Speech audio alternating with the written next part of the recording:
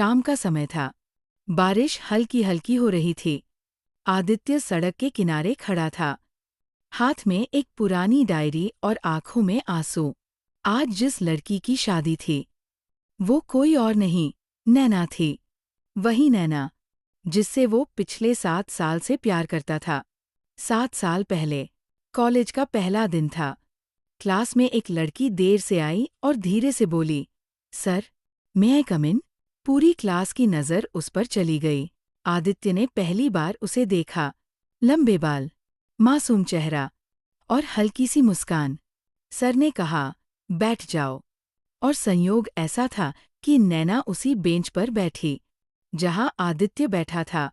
उस दिन दोनों ने सिर्फ एक दूसरे को देखा, लेकिन कुछ था जो दिल में उतर गया।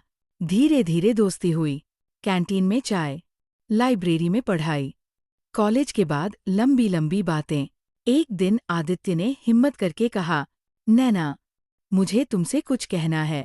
नैना मुस्कुराई, मुझे पता है। आदित्य चौंक गया। क्या?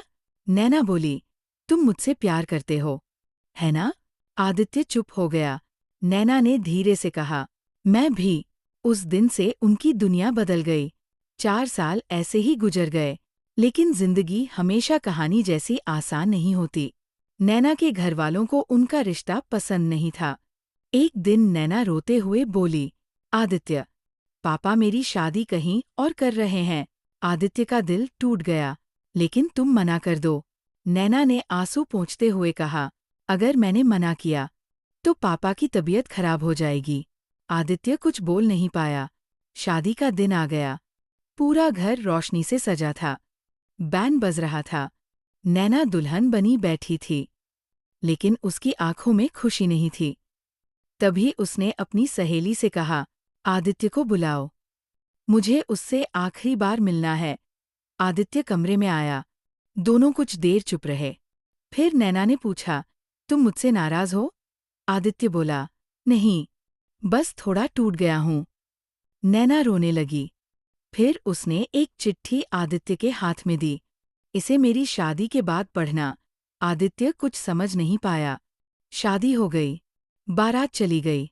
रात को आदित्य ने वो चिट्ठी खोली।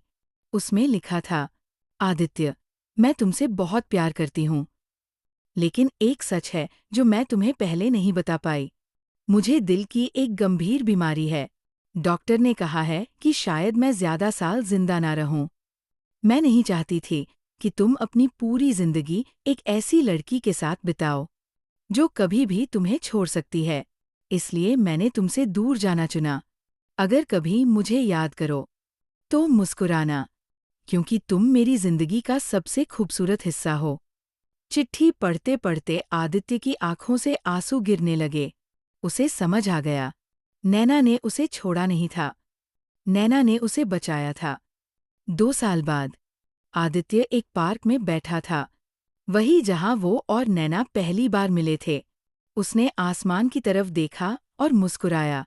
धीरे से बोला, तुम जहां भी हो, खुश रहना। और शायद कहीं कोई लड़की सच में मुस्कुरा रही थी। आपको हमारी वीडियो कैसी लगी कमेंट करके जरूर बताएं। ऐसी और भी वीडियो देखने के लिए इमोशनल दुनिया को सब्सक्राइब जरूर कर ले, जिससे आपको हमारे हर वीडियो का अपडेट मिलता रहे।